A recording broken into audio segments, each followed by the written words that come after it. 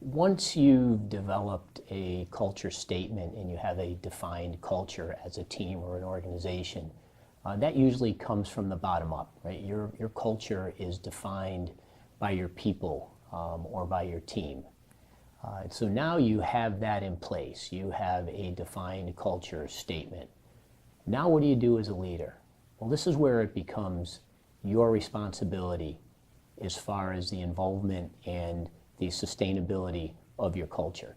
And that is, leaders drive their culture. And how do you drive culture as a leader? What's that look like? What's that feel like?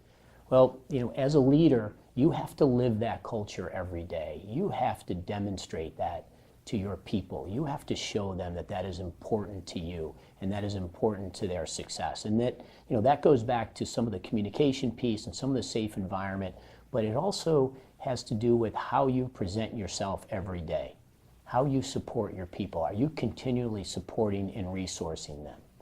Are you positive? Are you not focusing on the problems, but you're focusing on solving the problems? Are you empowering your people, and are you developing them? And that is, that's driving a culture. That is showing a true interest in your people, sharing your vision. Right? Positivity is contagious, and it trumps negativity. And if you can provide a positive outlook and for your people and your organization on a daily basis, now you're driving the culture. If you're out there and you're interacting with your people and you're walking side by side with them and you're supporting them in their collaboration and you're giving them the tools to be successful, now you're driving your culture. And if there's a void in communication, usually that void is filled with some type of skepticism or negativity.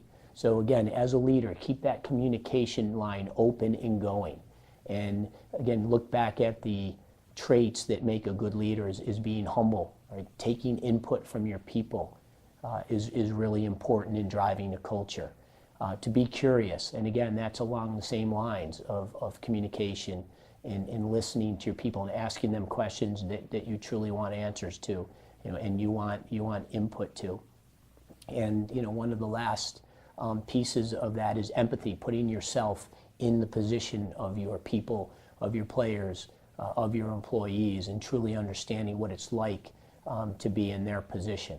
And when you can do that as a leader, now you're driving a culture. And again, a culture, your greatest resource as a leader are your people. So resource your people, give them the tools and the support that they need for your organization to be successful and for your culture to thrive.